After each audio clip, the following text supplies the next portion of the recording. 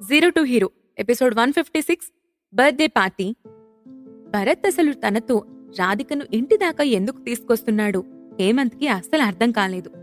ఇదే విషయం జయంత్తో అతను మాట్లాడుతూ ఉంటే భరత్ విని ఏం మాట్లాడుకుంటున్నారు అని అడిగాడు.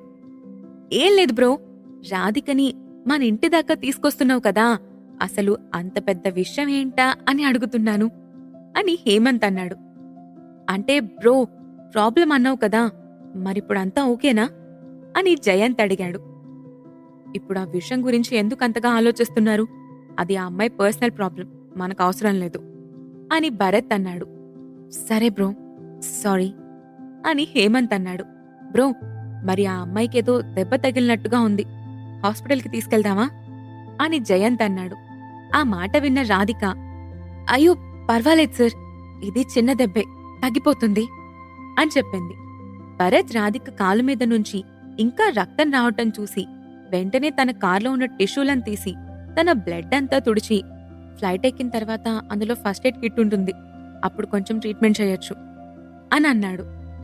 భరత్ అలా తన బ్లడ్ అంతా తుడిచి ఇంత కేరింగ్గా చూసుకునేసరికి రాధిక కళ్లల్లో నుంచి నీళ్లొచ్చాయి. కాని వాటిని ఎవ్వరికీ కనిపించకుండా తుడుచుకొని థాంక్యూ భరత్ గారు అని చెప్పింది. రాధిక కళ్లల్లో భరత్ పై ఎఫెక్షన్ ని హేమంత్ గమనించాడు. కాని మాట్లాడితే తిడతాడని భయంతో సైలెంట్ అయిపోయాడు. తర్వాత రాధిక భరత్ వాళ్ల ఫ్లైట్ చూసి కొంచెం షాక్ అయ్యి, భరత్ గారు, నన్ను నిజంగానే మన దేశం తీసుకెళ్లిపోతారా? నా దగ్గర ప్రెజెంట్ పాస్పోర్ట్ కూడా లేదు అని అడిగింది. వాటి గురించి నువ్వేం కంగారు పడకు, అవన్నీ నేను చూసుకుంటాను అని భరత్ అన్నాడు. సింగపూర్లో హేమంత్కి చాలా కంపెనీలుండటం వల్ల రాధికను అక్కడ్నుంచి తీసుకెళ్లటం చాలా ఈజీ అయిపోయింది. కాసేపట్లో భరత్ వాళ్ల ఫ్లైట్ వైజాగ్కు బయలుదేరింది. భరత్కి రాధికకి మధ్య ఏదో ఉంది అని అనుకుని హేమంత్ జయంత్ ఫ్లైట్లు వాళ్ళిద్దరికీ స్పేస్ ఇచ్చి హేమంత్ జయంత్ వేరే చోటుకు వెళ్లి పడుకున్నారు. వైజాగ్ ఎయిర్పోర్ట్కి రీచ్ అయిన తర్వాత హేమంత్ అన్వితను రిసీవ్ చేసుకోవడానికి అక్కడే వెయిట్ చేయాలి. ఇప్పుడు రాత్రి 1 గంట అవుతుంది.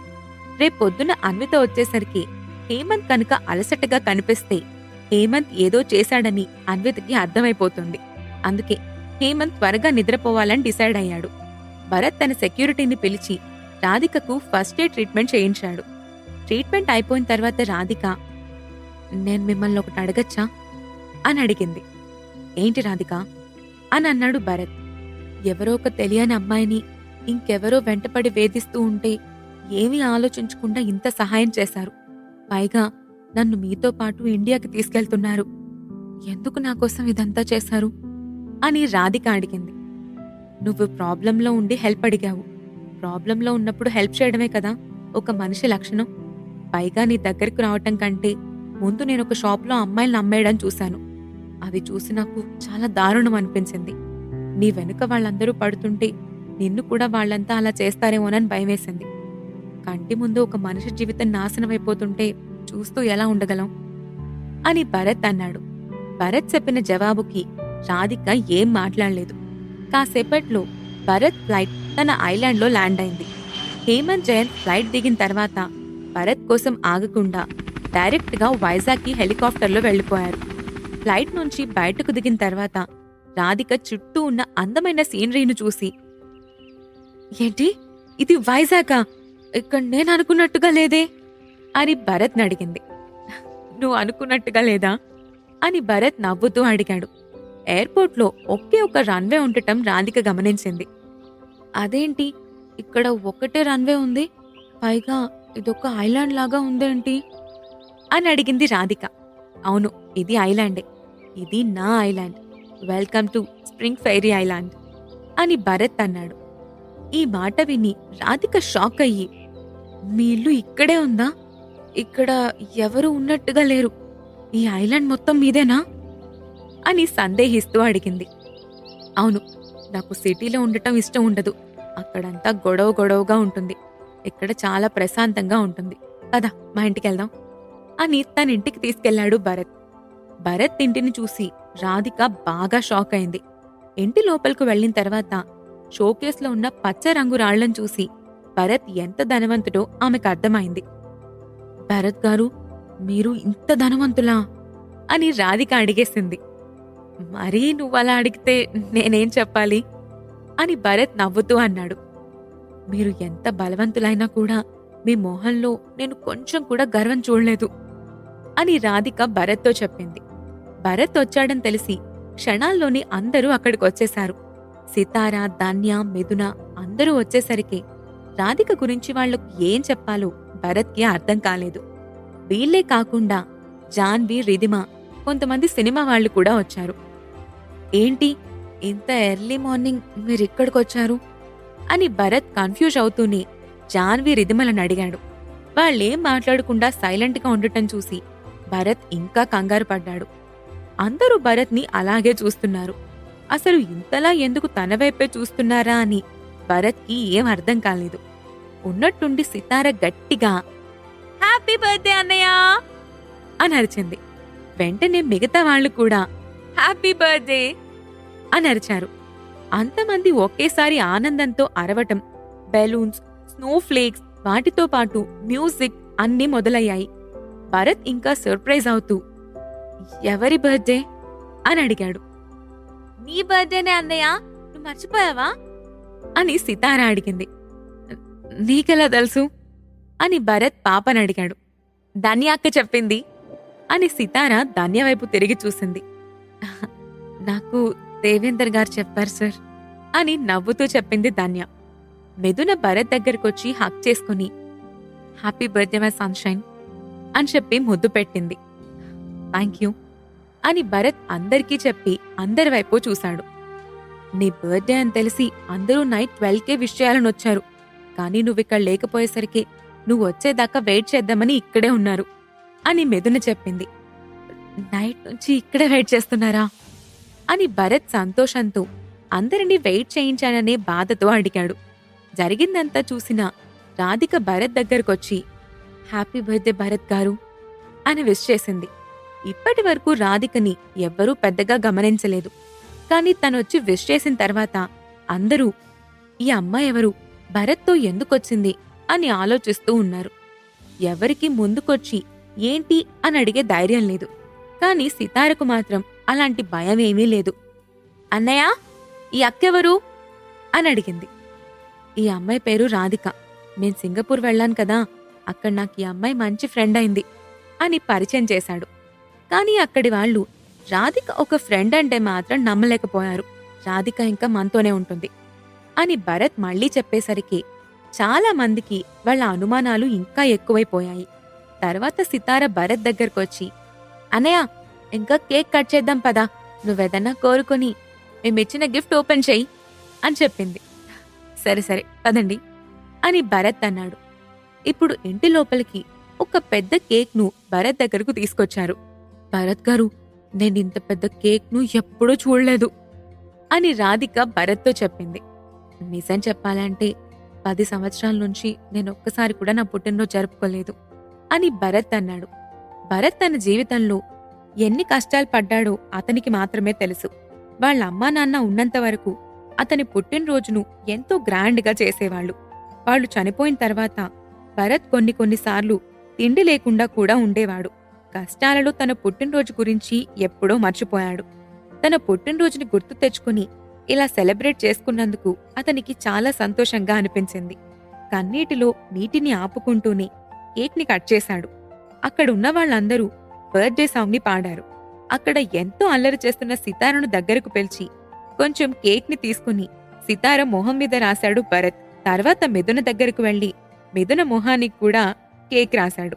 అందరూ కేక్ తీసుకుని ఒకళ్ళ మొహాలికొకళ్ళు రాసుకోవటం మొదలుపెట్టారు. హేమంత్ వాళ్ళు ఐలాండ్ నుంచి వెళ్లినంతసేపు ఉండకుండా మళ్లీ వెంటనే తిరిగొచ్చేశారు. వాళ్ళు తిరిగొచ్చేసరికి ఐలాండ్లో ఇంత హ్యాపీగా అందరూ పార్టీ చేసుకుంటూ ఉంటే చూసి షాక్ అయ్యారు. హేమంత్తో పాటు తన గర్ల్ ఫ్రెండ్ అన్విత కూడా వచ్చింది. ఏంటి బ్రో, ఈ పార్టీ ఎందుకు అని హేమంత్ భరత్ని అడిగాడు. కొన్ని మంచి విషయాల కోసం మేమీ పార్టీ చేసుకుంటున్నాలే అని చెప్పి భరత్ కేక్ తీసుకుని హేమంత్ ముఖానికి రాసేశాడు. హేమంత్ని చూసి అన్విత గట్టిగా నవ్వుతూ తను కూడా హేమంత్కి కొంచెం కేక్ రాసింది. ఇలా అందరూ నవ్వుకుంటూ కాసేపు ఆడుకున్నారు. మధ్యాహ్నానికి అందరూ మంచిగా భోజనం చేశారు. సాయంత్రం అయ్యేసరికి బీచ్లో పార్టీ మ్యూజిక్తో ఎంజాయ్ చేస్తూ ఎన్నో క్రాకర్స్ని కాల్చారు. సినిమా వాళ్ళంతా పాటలు పాడుతూ డాన్స్ చేస్తూ ఎంతో ఎంజాయ్ చేశారు. రాధిక కూడా అంతా మర్చిపోయి చాలా హ్యాపీగా ఎంజాయ్ చేస్తుంది. అలా భరత్ బర్త్డే పార్టీ ముగిసిపోయింది. తర్వాత రోజు జోషిత భరత్ని కలవడానికొచ్చింది. హలో సార్, గుడ్ మార్నింగ్ అని పలకరించింది. హలో జోషిత అని భరత్ అన్నాడు. సార్, నేను మీతో సితార గురించి మాట్లాడడానికొచ్చాను అని జోషిత చెప్పింది. ఏమని జోషిత, సితార బాగా చదవడం లేదా అని భరత్ అడిగాడు. సితార చాలా తెలివైన అమ్మాయి. చదువు ఒక్క విషయంలోనే కాకుండా మిగతా అన్ని విషయాల్లో కూడా చాలా చురుగ్గా ఉంటుంది. అయితే చెప్పేది వినకుండా బాగా అల్లరి చేస్తూ ఉంటుంది. ఈ విషయం గురించి భరత్కి జోషిత చాలాసార్లు చెప్పింది. కాని ఇప్పుడు జోషిత ఆ విషయం గురించి మాట్లాడడానికి రాలేదు. సార్, ఇంకా సితారని మన స్కూల్లో జాయిన్ చేయించొచ్చు. సమ్మర్ కూడా అయిపోతుంది. మీరు చెప్పిన స్కూల్కి అప్లై చేయండి అని జోషిత చెప్పింది. అవును జోషిత, నేను పనిలో పడి సితార స్కూల్ విషయమే మర్చిపోయాను. గుర్తు చేసినందుకు చాలా థ్యాంక్స్ అని అన్నాడు భరత్. జోషిత, ఇంతకీ స్కూల్కి వెళ్లాలన్న విషయం సితారతో మాట్లాడావా అని భరత్ మళ్ళీ అడిగాడు. లేదు సార్, ముందసలు మీతో చెప్పాలి కదా. అయినా నేను చెప్పేదానికంటే మీరు చెప్తేనే బావుంటుంది అని జోషిత జవాబిచ్చింది. సరే, సితారతో నేనే మాట్లాడతాను అని భరత్ అన్నాడు. సార్, సితార స్కూల్లో జాయిన్ అయ్యాక నేనింక తనకి ట్యూషన్ చెప్పాల్సిన అవసరం లేదు కదా అని భరత్ని జోషిత అడిగింది. లేదు జోషిత, స్కూల్కి వెళ్ళినా కూడా తన స్టడీ విషయం నువ్వే చూసుకోవాలి. నీ కుదురుతుందా అని భరత్ అడిగాడు. సార్, నాకిక్కడ వర్క్ చేయడం చాలా నచ్చింది. నేను తప్పకుండా సితారకు ట్యూషన్ కంటిన్యూ చేస్తాను అని జోషిత చెప్పింది. తర్వాత జోషిత అక్కడి నుంచి వెళ్ళిపోయింది. ఇదే టైంలో సితార జిక్కీతో ఆడుకుంటూ ఉంది. భరత్ సితారకు ముందు జిక్కీని చూపించినప్పుడు చాలా చాలా భయపడింది. చాలా రోజులు జిక్కీ దగ్గరికి సితార వెళ్లడానికి కూడా భయపడింది. కాని కొన్ని రోజుల తర్వాత సితార జిక్కీ చాలా మంచి ఫ్రెండ్స్ అయిపోయారు. ఇవాళ భరత్ సితార కోసం వెళ్లేసరికి సితార జిక్కీ భుజంపై కూర్చుని చెట్టుకున్న కాయలు కోస్తూ ఉంది. సితార బాగా అల్లరి చేస్తుంది. అసలు ఆడపిల్లలాగా ఎప్పుడూ ఉండదు. గోడల మీదకెక్కి అక్కడ్నుంచి దూకడం, చెట్లెక్కడం, చెట్టుపై ఉన్న పక్షిగూళ్లను నుంచి వాటి గుడ్లు తీసేయడం ఇలాంటి పనులు చేస్తూ ఉంటుంది. పాములు బల్లులు అంటే భరత్కు చాలా భయం. సితార వాటికి కూడా అస్సలు భయపడదు. చాలాసార్లు భరత్ని భయపెట్టడానికి వాటిని భరత్ దగ్గరకు తీసుకొచ్చి ఏడిపిస్తూ ఉంటుంది. అప్పటి వరకు చెట్లపైన కాయలు కోసిన సితార ఇప్పుడు ఒక పక్షి గూటులో నుంచి దాని గుడ్డును బయటకు తీస్తుంది. భరత్ తన దగ్గరికి రావటం చూసి, అన్నయ్య, ఈ గుడ్లతో నేను వంట చేసి వాటిని మొత్తం నేనే తినేస్తాను అని చెప్పింది. సితారా, నువ్విలా చేస్తే మన ఐలాండ్లో ఇంకసలు పక్షులే ఉండవు అని భరత్ అన్నాడు. పక్షులు లేకపోతే ఏం కాదన్నయ్య, రోజు పొద్దున్న వీటి గోల నేను తట్టుకోలేకపోతున్నాను అనంది సితార. సితార మాటలు విని భరత్ తన చెయ్యి తలమీద పెట్టుకుని, ఈ పిల్లని స్కూల్కి పంపిస్తే ఏం చేస్తుందో అని మనసులో అనుకున్నాడు. సరే, నువ్వు కిందకి రా సితారా అని అన్నాడు భరత్. భరత్ సితార కిందకి రా అని పిలవగానే జిక్కీ వెంటనే కిందకు వంగి సితారని భరత్ దగ్గరికి దించింది. చెప్పు భరత్ అన్నయ్య అని సితార అడిగింది. నీతో ఒక ముఖ్యమైన విషయం మాట్లాడాలి సితారా అని భరత్ చెప్పాడు. సితార భరత్ వైపు అలాగే చూసింది.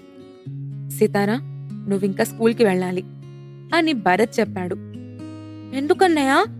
ఎందుకు స్కూల్కి వెళ్ళాలి? నేనిక్కడ బాగానే చదువుతున్నాగా. నాకిక్కడ ట్యూషన్ టీచర్ కూడా ఉన్నారు అని అడిగింది సితార. రాధిక గురించి ఎవ్వరూ భరత్తో మాట్లాడలేదా? సితార స్కూల్కి వెళ్ళడానికి ఒప్పుకుంటుందా లేదా? ఇవన్నీ తెలియాలంటే తర్వాత ఎపిసోడ్ వినాల్సిందే. 0 to హీరో ఎపిసోడ్ 157 నాకు స్కూలొద్దు.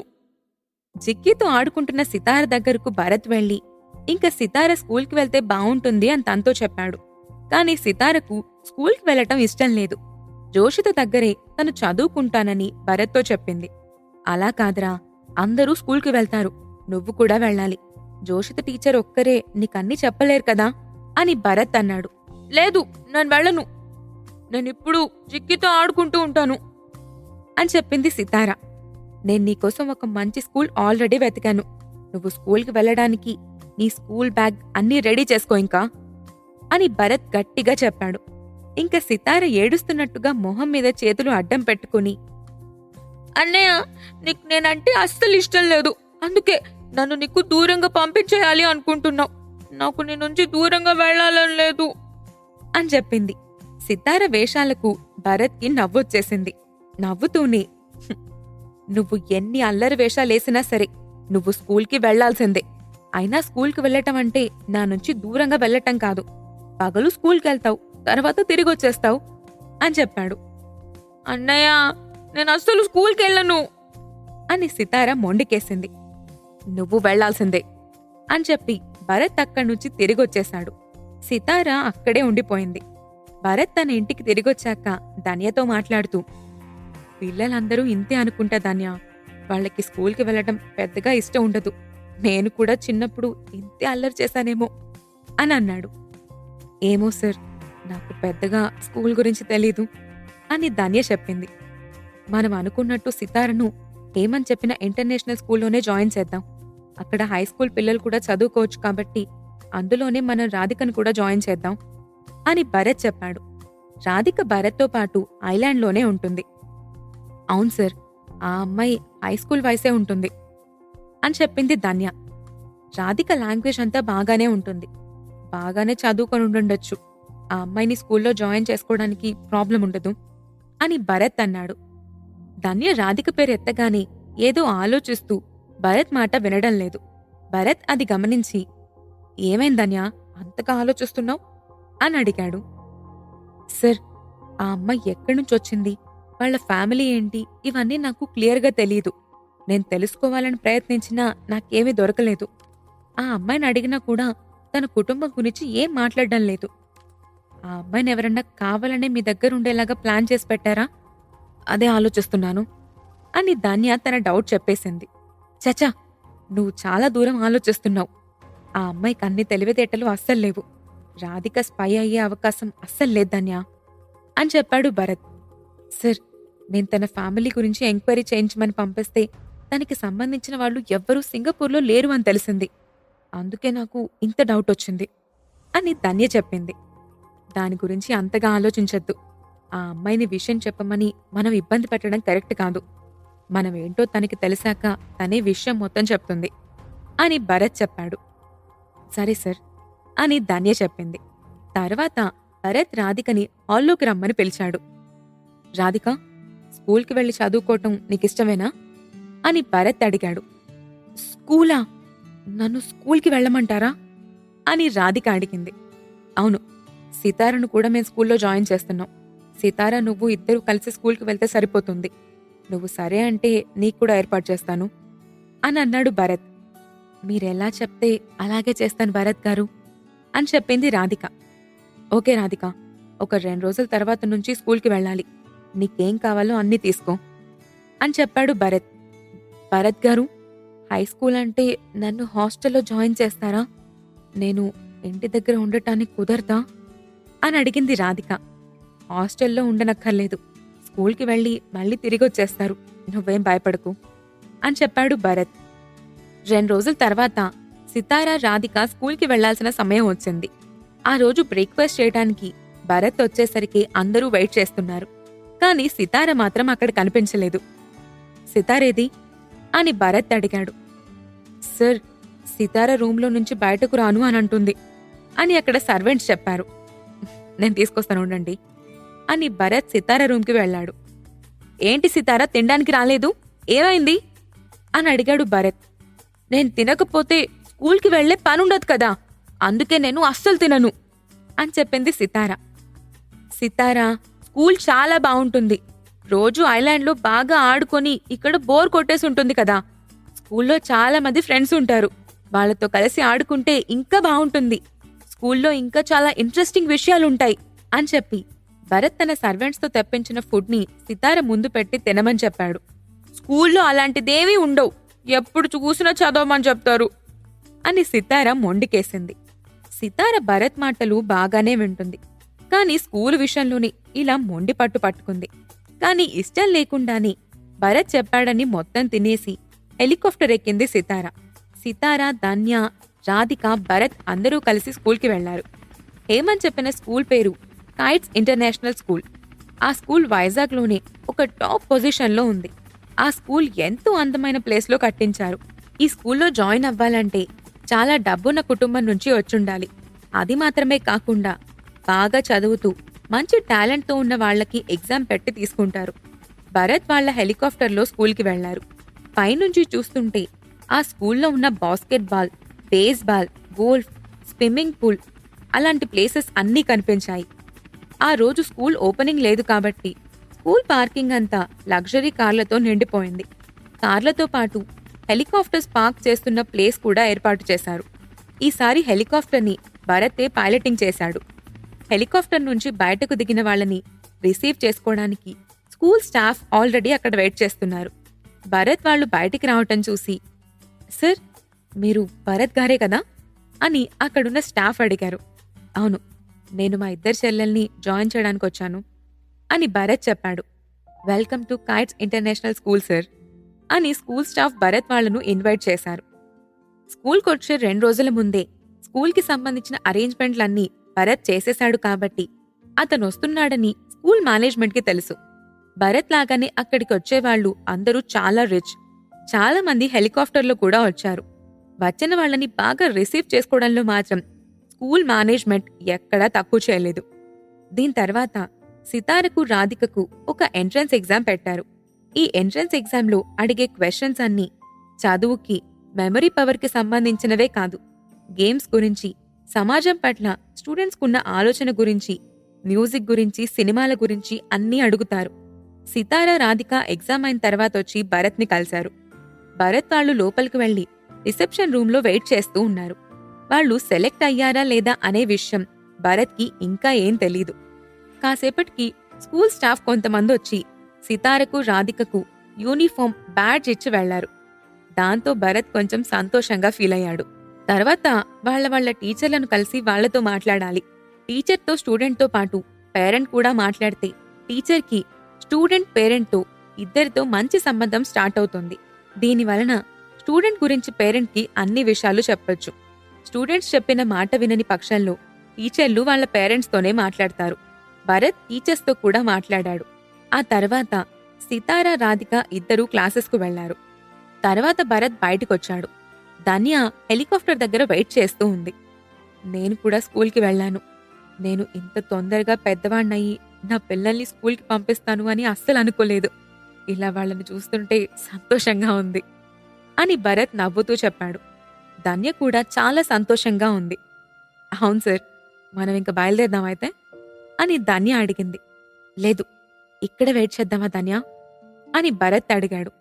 ఎందుకు సార్, వాళ్ల గురించి మీరు భయపడుతున్నారా అని ధన్య అడిగింది. సితార విషయంలో నాకస్సలు భయం లేదు ధన్య. ఎవరన్నా ఏమన్నా అనడం కంటే ముందే సితారనే గొడవ చేస్తుంది. కాని రాధిక అలా కాదు. చిన్న చిన్న విషయాలకు చాలా భయపడుతుంది. ఎవరన్నా ఏదన్నా అంటే ఏడుస్తూ ఉంటుంది అని అన్నాడు భరత్.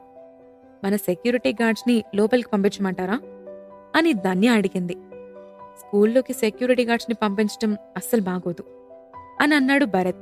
మళ్ళీ కాసేపు ఆలోచించుకొని, భయపడాల్సిన అవసరం ఏమీ లేదులే, స్కూల్లో అంతా బాగానే ఉంటుంది, సరే పద మనం వెళ్ళిపోదాం అని అన్నాడు భరత్. తర్వాత భరత్ వాళ్ళు అక్కడ్నుంచి ఐలాండ్కి వెళ్ళిపోయారు. సాయంత్రం సితారను, రాధికను ధన్య తిరిగి హెలికాప్టర్లోనే తీసుకొచ్చింది. తిరిగొచ్చాక డిన్నర్ చేయడానికి అందరూ కలిసి కూర్చున్నారు. సితార ఫాస్ట్గా అన్నీ నోట్లో కుక్కుతోంది. ఏవైంది సితారా, స్కూల్లో ఫుడ్ బాలేదా అని అడిగాడు భరత్. బాగోకపోవడం ఏంటి, మన ఇంట్లో ఫుడ్కి ఆ ఫుడ్కి చాలా తేడా ఉంది, నాకు అస్సలు నచ్చలేదు అని చెప్పింది సితార.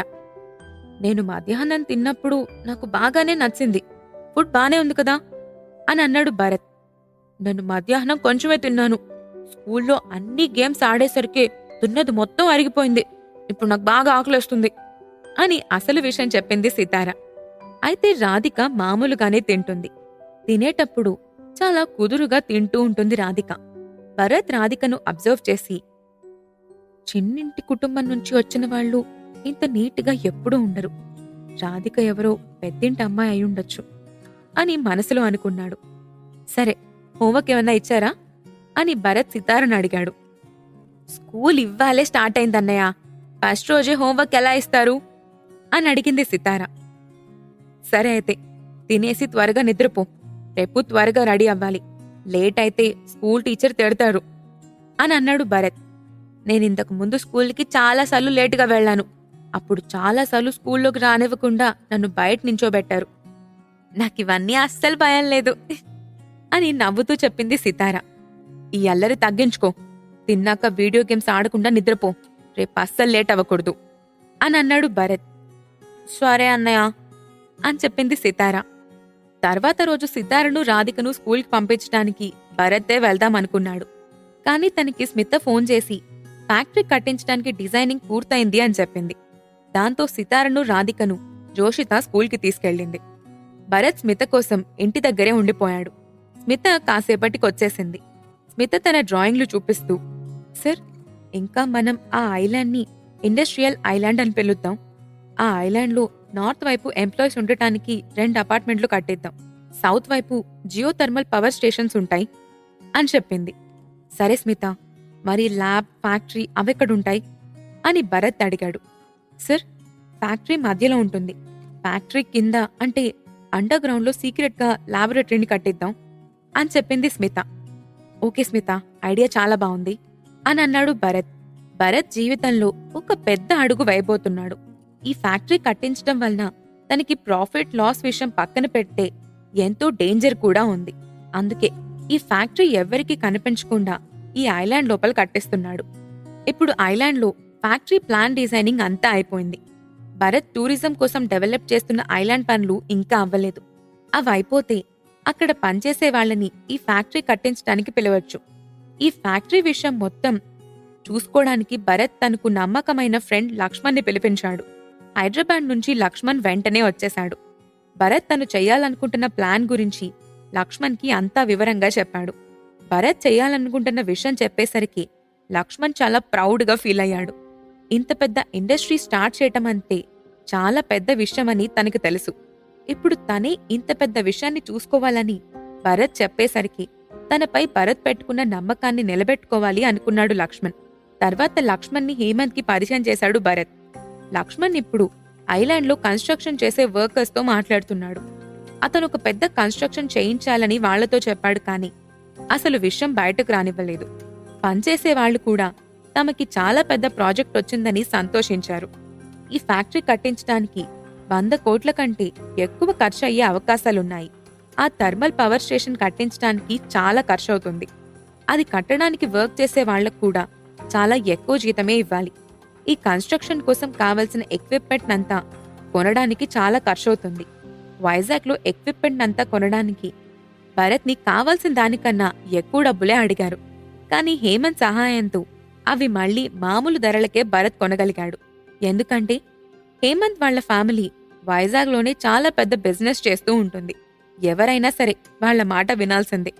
ఇదంతా పక్కన పెడితే భరత్ ఏదో కన్స్ట్రక్షన్ చేస్తున్నాడు అన్న విషయం టూరిజం ఐలాండ్లో పనిచేసే వాళ్లకి, కన్స్ట్రక్షన్ కంపెనీ వాళ్లకి తెలిసి హేమంత్కు ఎన్నో గిఫ్ట్లు పంపించడం మొదలుపెట్టారు. అలా చేస్తే హేమంత్ వాళ్లతో కన్స్ట్రక్షన్ చేయించమని భరత్కు రికమెండ్ చేస్తాడని వాళ్ల ఆశ. కానీ వాళ్లందరికీ తెలియని విషయం ఏమిటంటే ఈ పని చేయడానికి వాళ్లని అస్సలు తీసుకోరు. ఇదంతా బాగా నమ్మకమైన వాళ్లతో చేయించాలి అనేది లక్ష్మణ్ ప్లాన్. ఈ ఫ్యాక్టరీ కట్టడానికి భరత్ చివరికి ఎవరిని తీసుకుంటాడు? ఈ ఫ్యాక్టరీ విషయం బయటకు తెలిసి ఏదన్నా గొడవ అవుతుందా? ఇదంతా తెలియాలంటే తర్వాత ఎపిసోడ్ వినాల్సిందే. హీరో ఎపిసోడ్ 158 ప్రేక్షక దేవుళ్ళు. భరత్ కొత్త ప్రాజెక్ట్ మొదలు పెడుతున్నాడు అని తెలిసి చాలా మంది కన్స్ట్రక్షన్ కంపెనీ వాళ్లు హేమంత్ను కలిసి వాళ్లను ఈ ప్రాజెక్ట్కి రికమెండ్ చేయమని ఇండైరెక్ట్ గా అడిగారు. కానీ నమ్మకమైన వాళ్లతోనే ఈ పని చేయించాలి అనుకుంటున్నాడు లక్ష్మణ్. తర్వాత భరత్ని కలవడానికి జయంత్ వచ్చాడు. ఇప్పుడతనికి తగిలిన గాయాలన్నీ మానిపోయాయి. బ్రో, ఈ మధ్య మన ఐలాండ్ బాగా బిజీగా అయిపోయింది అని చెప్పాడు జయంత్. ఐలాండ్లో టూరిజం డెవలప్మెంట్ ఆల్మోస్ట్ అయిపోవచ్చింది. దాంతో అక్కడికి టూరిస్టులు చాలా ఎక్కువగానే వస్తున్నారు. టూరిస్టులు ఎక్కువగా వస్తున్నారని ఐలాండ్లో రకరకాల షాప్లు, హోటళ్లు, రెస్టారెంట్లు పెట్టాలని చాలా కంపెనీలు కూడా వస్తున్నాయి. అవును జయంత్, అన్ని పనులు బాగా జరిగాయి కాబట్టి ఇప్పుడు మనకి ఇన్ని కంపెనీలు బిజినెస్ చేయడానికి ముందుకొస్తున్నాయి అని అన్నాడు భరత్. అవును, ఇంతకీ మీ 2వ సినిమా రిలీజ్ చేస్తున్నారా? అని అడిగాడు జయంత్. కాంట్రాక్ట్ మీద ఆల్రెడీ సైన్ చేశావుగా, రిలీజ్ చేస్తున్నావా అని అడిగావేంటి అని అన్నాడు భరత్. అంటే రిలీజ్ గురించి కాదు, సినిమా రిలీజ్ చేసే ముందు ప్రమోషన్స్ చేస్తారు కదా, అలాంటిదేమన్నా చేస్తున్నారా అని అడిగాను అని అడిగాడు జయంత్. సినిమా రిలీజ్ చేసినప్పుడు దీనికి మేము ప్రమోషన్స్ ఏం చేయలేదు, కానీ ఈసారి ప్రతీక్ ప్రమోషన్స్ చేయాలి అనుకుంటున్నాడు అని భరత్ అన్నాడు. సరే అయితే ఈ ప్రమోషన్ ఫంక్షన్స్ మొత్తం నా ఆడిటోరియంలోనే జరిపించు బ్రో అని అన్నాడు జయంత్. నీ దగ్గర కాకపోతే ఇంకెక్కడ చేస్తాను అని అన్నాడు భరత్. మరి ప్రమోషన్స్ ఎప్పుడు చేద్దాం, ప్రీమియర్ షో ఎప్పుడు చేద్దాం అనుకుంటున్నావు అని అడిగాడు జయంత్. సినిమా షూటింగ్ అయిపోయింది కదా, ప్రస్తుతం అందరూ వైజాగ్లోనే ఉన్నారు, వాళ్ళందరికీ ఎప్పుడు కుదిరితే అప్పుడే పెట్టిద్దాం. నీ దగ్గరకు ఒకసారి నేను ప్రతీక్ని పంపిస్తాను, మీ ఇద్దరూ మాట్లాడుకుని డేట్ ఫిక్స్ చేసేయండి అని భరత్ అన్నాడు. Beauty and the beast in India cinema మొదలుపెట్టినప్పటి నుంచి అందరూ ఆ సినిమా గురించే మాట్లాడుకుంటూ ఉన్నారు. సోషల్ మీడియాలో ఈ సినిమా విషయం బాగా సెన్సేషన్ అయింది. ఈ సినిమా చూడ్డానికి చాలా మంది వస్తారు. అయితే శిఖరం సినిమాకి ఇలా ప్రమోషన్స్ ఏమీ చేయకపోవడం వల్ల ఆ సినిమాలో నటించిన జాన్వీ ఫ్యాన్స్ అందరూ బాగా హర్ట్ అయ్యారు. ఈ సినిమాకి అదే తప్పు చేయకూడదని భరత్ డిసైడ్ అయ్యాడు. ప్రమోషన్స్ విషయం పక్కన పెడితే సినిమా ప్రీమియర్ షో మాత్రం ఎక్కువ మంది ఫ్యాన్స్ తో కలిసి ఉండేలాగా ప్లాన్ చేస్తే మంచిది అని భరత్ కనిపించింది. అయితే మధ్య మధ్యలో ప్రతీక్ ఫ్యాన్స్ అందర్నీ సినిమాకి కనెక్టెడ్ గా ఉంచాలని చెప్పి ఆ cinema motion picture, teaser, trailer అన్నీ ఒకటి తర్వాత ఒకటి రిలీజ్ చేశాడు. వాటన్నింటికి చాలా మంచి స్పందన వచ్చింది. అయితే ఆకాశమే హద్దు సినిమా తీసి భరత్ చేసిన శిఖరం సినిమాకి పోటీగా విడుదల చేసిన గీతిక పరిస్థితి ఇప్పుడు అస్సలు బాగాలేదు. ఆ సినిమా చూసిన వాళ్ళందరూ ఆ సినిమా అస్సలు బాలేదని గీతికని బాగా తిట్టారు. ఆ విషయం పక్కన పెడితే గీతిక చేసిన పని వల్ల ఆ అమ్మాయిని సోషల్ మీడియాలో బాగా ట్రోల్ చేశారు. తన ఫ్యాన్స్ కూడా తననిప్పుడు తిట్టుకోవడం మొదలుపెట్టారు. ఇలా ఒక తప్పు చేసినందుకు ఆ అమ్మాయి సినిమాలింకా ఏ థియేటర్లో వెయ్యమని డిస్ట్రిబ్యూటర్లు చెప్పేశారు. అలాగే ఆమె సినిమా ట్రూప్కి ఫైన్ కూడా వేశారు. ఇవన్నీ తప్పించుకోలేక ప్రెషర్ వలన గీతికకి హాట్ స్ట్రోక్, పెరాలసిస్ రెండూ వచ్చాయి. దాంతో ఆ అమ్మాయి మొహం చాలా మారిపోయింది. పాటలు పాడే విషయం పక్కన పెడితే ప్రస్తుతం అసలు మాట్లాడలేని పొజిషన్లో ఉంది. తర్వాత ఆ అమ్మాయి గురించి సినిమా వాళ్ళు, ఆడియన్స్ అందరూ కంప్లీట్గా మర్చిపోయారు. గీతిక కూడా ఇప్పుడు తన తప్పు తెలుసుకుంది. ఇంత చేసినా కూడా భరత్ వాళ్ళు తనని ఏమననందుకు కొంచెం సంతోషపడింది. ఇంక జీవితంలో బతుకుంటే చాలు అనే పొజిషన్కి వచ్చేసింది. Beauty and the beast in India cinema ప్రమోషన్లు ఈ వీకెండ్లోనే పెట్టాలని డిసైడ్ అయ్యారు. ఎందుకంటే ఆ సమయంలో అందరూ ఖాళీగా ఉంటారు. వారి కోసం అందరూ ప్రమోషన్స్ చూడ్డానికి వస్తారు. జయంత్కి చాలా పెద్ద ఆడిటోరియం ఉంది. అందులోనే ప్రమోషన్స్ని ఏర్పాటు చేశారు. ఈ ప్రమోషన్కి ప్రతీక్ సినిమా ఇండస్ట్రీలో దాదాపు అందర్నీ పిలిచారు. శిఖరం సినిమా హిట్ అయిన దగ్గర నుంచి ప్రతీక్ చాలా ఫేమస్ అయిపోయాడు. ప్రొడ్యూసర్లు తన సినిమాల కోసం ఎదురు చూస్తున్నారు. మొదటి సినిమాతోనే ఎంతో పెద్ద హిట్ కొట్టడంతో ఇప్పుడు అందరి కళ్ళు అతని వైపే ఉన్నాయి. కానీ అతను తన సినిమాలన్నీ భరత్తోనే చెయ్యాలి అనుకున్నాడు. ఎందుకంటే వాళ్ళంతా ఒక సినిమా హిట్ అయినందుకు అతని దగ్గరకు వస్తున్నారు. అదే ఇంకో సినిమా కనుకపోతే మళ్లీ వాళ్ళందరూ అతను వదిలేస్తారు. మొదటి సినిమా నుంచి ఎంతో నమ్మి అవకాశం ఇచ్చిన భరత్ని అతను ఎప్పుడూ వదులుకోవాలి అనుకోలేదు. భరత్ లాగా ధనవంతులు ఎంతో మంది ఉండొచ్చు, కానీ భరత్ లాంటి మంచితనం అందరి దగ్గర ఉండదు అని అతనికి గట్టి నమ్మకం. సినిమా ప్రమోషన్స్కి భరత్ అటెండ్ అవ్వలేదు. మిథున్ కూడా భరత్తో పాటు ఇంట్లోనే ఉండిపోయింది. భరత్ పుట్టినరోజున రాధిక వచ్చినప్పుడు అందరూ ఆ అమ్మాయికి భరత్కి ఏదో ఉంది అని అనుకున్నారు. చాలా మంది ఈ విషయం మిథున మొహం మీదే అడిగేశారు. కాని మిథున అవన్నీ అస్సలు పట్టించుకోలేదు. తనకి భరత్ మీద చాలా నమ్మకం వచ్చేసింది. కనీసం ఒక్కసారి కూడా రాధిక ఎవరు, ఎందుకొచ్చింది అని భరత్ని అస్సలు అడగలేదు. చాలా రోజుల తర్వాత ఖాళీ దొరకటంతో ఆ కాస్త సమయాన్ని తనతో గడపాలి అనుకుంది మిథున. భరత్కి ఇష్టమైన వంటలన్నీ తన చేత్తోనే వండి పెట్టింది మిథున. భరత్ చాలా రోజుల తర్వాత మిథున చేతి వంటతో భోజనం చేశాడు. ఇంకో పక్క సినిమా ప్రమోషన్స్ చూడ్డానికి చాలా మంది టికెట్లు కొనుక్కున్నారు. ప్రమోషన్ లైవ్ టెలికాస్ట్ కూడా చేస్తున్నారు. ప్రతీక్ అందరికంటే ముందే అక్కడికి వచ్చేశాడు. ఈవెంట్ మొదలయ్యే ముందు అక్కడికి జాన్వీ కూడా వచ్చింది. జాన్వీ కోసమే అక్కడున్న చాలా మంది ఈ ఈవెంట్కి అటెండ్ అయ్యారు. జాన్వి ఫ్యాన్స్ అంతా ఒక్కసారిగా సెల్ఫీలు, ఆటోగ్రాఫ్లు అని జాన్వి దగ్గరకు వెళ్ళిపోయారు. ఒక 20 నిమిషాలు అక్కడ అస్సలు ఖాళీ లేదు. జాన్వి బౌన్సర్స్ లేకపోతే చాలా ఇబ్బంది అయ్యేది. తర్వాత అక్కడికి రిధమ వచ్చింది. రిధిమ కోసం కూడా దాదాపు అంతే మంది జనం వచ్చి గోలగోల చేశారు. జాన్విని, రిధిమని ఒకేసారి చూసి ఫ్యాన్స్ అంతా Janhvi, Ridhima, we love you అని, బ్యూటీ అండ్ ద బీస్ట్ అని అరుస్తూ ఉంటే ఆ చుట్టుపక్కలంతా రీసౌండ్ వచ్చింది. అలాగే సినీ ఇండస్ట్రీ నటులు కూడా చాలా మంది వచ్చారు. ఈ ప్రమోషన్ లైవ్ అంతా భరత్, మిథున ఐలాండ్లో చూస్తూ ఉన్నారు. తర్వాత సినిమా వాళ్లంతా అక్కడికొచ్చి స్టేజ్ ఎక్కి మాట్లాడారు. ప్రేక్షకులకు వాళ్లకు ఆ రోజు కన్నుల పండుగగా అనిపించింది. సినిమా నటులు ఇంత డబ్బులు సంపాదించడానికి ప్రేక్షకులే కారణం. డబ్బుల విషయం పక్కన పెడితే ప్రేక్షకులు తమకు ఇష్టమైన తారలను మనస్ఫూర్తిగా తమ ఇంట్లో వారిలాగా ప్రేమిస్తారు. అందుకే జాన్వి తన ప్రేక్షకులను ఎప్పుడూ చాలా గౌరవంగా చూసుకుంటుంది. మొత్తానికి సినిమా ప్రమోషన్ ఈవెంట్ అనుకున్న దానికంటే చాలా బాగా జరిగింది. తర్వాత రోజే సినిమా ప్రీమియర్ స్క్రీనింగ్ చేయాలి అనుకున్నారు. దీనికి beauty and the beast cinema నటులతో పాటుగా బాగా పేరున్న నటుల్ని 3 పిలిచారు. అయితే ఈ ప్రీమియర్ షో టైంలో కూడా స్టార్స్ ని చూడడానికి చాలా మంది ఫ్యాన్స్ వచ్చారు. అయితే ఈ ప్రీమియర్ షో ఓన్లీ సినిమా వాళ్లకు మాత్రమే అన్నట్టుగా ప్లాన్ చేశారు. దాంతో అక్కడికొచ్చిన ఫ్యాన్స్ ఎవ్వరినీ లోపలికి రానివ్వలేదు. వాళ్ళందరినీ లోపలికి రానివ్వకుండా అడ్డుకున్నందుకు ఫ్యాన్స్ కి బాగా కోపం వచ్చింది. ఏంటి, ప్రీమియర్ షోకి సాధారణ జనం వెళ్లడానికి లేదా అని ఒకరన్నారు. అవును, అయినా ఫ్యాన్స్ అన్ని విషయాల్లో కావాలి, కానీ ప్రీమియర్ షోకి మాత్రం మమ్మల్ని లోపలికి రానివ్వరా అని వాళ్లల్లో వాళ్లే మాట్లాడుకుంటున్నారు. అయినా ఇదంతా ముందే ప్లాన్ చేసుకున్నారు కదా, ప్రీమియర్ షో ఓన్లీ సినిమా వాళ్లకు మాత్రమే అని ఇప్పటికిప్పుడు మనల్ని ఎలా లోపలికి రానిస్తారు అని కొంతమంది అభిప్రాయపడ్డారు. కొంతమంది ఫ్యాన్స్ ఈ మాటకి కూల్ అయ్యారు, కానీ కొందరు ఇంకా కోపంగానే ఉన్నారు. సినిమా అయిపోయి బయటకొచ్చాక వాళ్ల ఫేవరెట్ స్టార్ని చూడ్డానికి అక్కడే వెయిట్ చేస్తున్నారు. సినిమా అయిన తర్వాత ముందుగా సినిమా డైరెక్టర్ ప్రతీక్ వచ్చి అక్కడున్న వాళ్ళందరికీ థ్యాంక్స్ చెప్పి సినిమా చూడ్డానికొచ్చిన యాక్టర్స్కి కూడా థ్యాంక్స్ చెప్పాడు. సినిమా చూడ్డానికొచ్చిన మిగతా యాక్టర్స్ సినిమా చాలా బాగుంది, శిఖరం సినిమా కంటే ఈ సినిమా ఇంకా బాగుంది అని, ఈ సినిమాలో వాడిన స్పెషల్ ఎఫెక్ట్స్ చాలా బాగున్నాయి అని, సినిమా నటులంతా చాలా బాగా నటించారు అని చెప్పారు. అయితే సినిమాలో జిక్కీ గురించి చర్చలు ఇంకా ఎక్కువయ్యాయి. ఆ గొరిల్లా నిజమైన జంతువులాగే ఉంది, అసలు గ్రాఫిక్స్ లాగే అనిపించలేదు అని చెప్పుకున్నారు. పైగా ఈ సినిమాలో యూజ్ చేసిన గ్రాఫిక్స్ అన్నీ మన ఇండియన్సే చేశారు.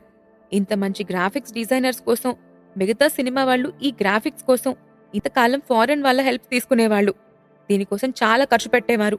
ఇప్పుడు అంత ఖర్చు లేకుండా ఇంత మంచి గ్రాఫిక్స్ పెట్టించారు అని బ్యూటీ అండ్ ద బీస్ట్ సినిమాకి ఇంకా మంచి పేరు వచ్చింది. ఇలా సినిమా చూసిన యాక్టర్స్ చెప్పేసరికే సినిమా రిలీజ్ అవ్వగానే చాలా మంది సినిమా చూడ్డానికి వెళ్లారు. సినిమా ఆడియన్స్ కి చాలా బాగా నచ్చింది. మార్వెల్ సిరీస్ చూసినంత ఫీల్ వచ్చిందని చాలా మంది చెప్పుకున్నారు. సినిమా బ్లాక్ బస్టర్ అయింది. సినిమాలో మెయిన్ క్యారెక్టర్ అయిన జాన్వీకి పెద్ద పెద్ద ఫ్లెక్సీలు పెట్టించి పాలాభిషేకం చేశారు. దీంతో జాన్వీ చాలా సంతోషపడిపోయింది. సినిమా రిలీజ్ అయ్యాక ప్రతీక్ని, మిగతా స్టార్లను ఇంటర్వ్యూకి పిలిచి సినిమా ఎఫెక్ట్స్ గురించి చాలా క్వశ్చన్స్ అడిగేవారు.